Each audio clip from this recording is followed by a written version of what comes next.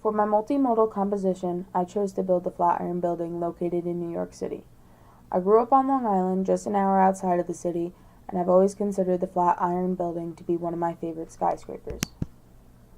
The Flatiron Building is located on a triangular block formed by Fifth Avenue, Broadway, and East 23rd Street.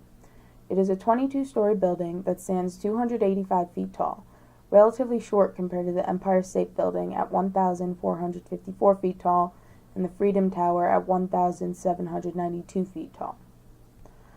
To start off my build, I laid out sandstone bricks in a triangular pattern. This pattern would serve as the base of the building. I watched a YouTube tutorial on how to build the base of the Flatiron Building to make sure all of my spacings would be even. After some trial and error, the base of the building ended up being 41 blocks long, allowing me to have 9 evenly spaced windows on either side of the building. Once the outline of the base was completed, I began to build upwards with the sandstone bricks. After all the sandstone was laid, I went back and filled in the place left for windows with glass panes.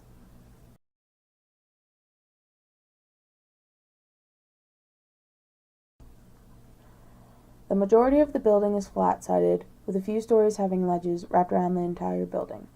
Technically, these ledges are made out of the same material as the rest of the building, but in order to add different color and texture, I decided to make these ledges out of mushroom instead of sandstone bricks.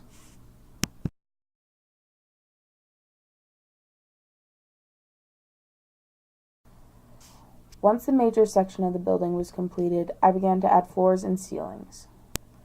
I ran into a problem when placing the floors and ceilings because I had only left one block in between each floor when I had anticipated on having 2. To resolve this issue, I made the ceiling out of pillar quartz and then placed light gray carpet on top as the flooring. Once all the flooring and ceilings were complete, I went back and placed sea lanterns throughout the ceiling to serve as lights. Once all the flooring was done, I had to build the top portion of the Flatiron Building. I considered this to be the hardest part of the build.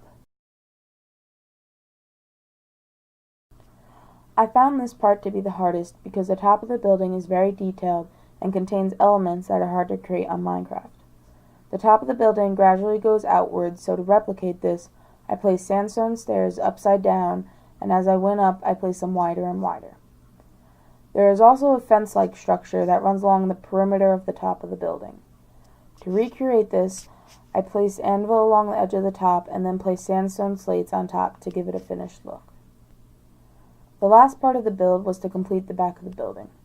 I would consider this to be the easiest part of the build because all I really had to do was build a flat wall straight up with sandstone bricks and glass panes.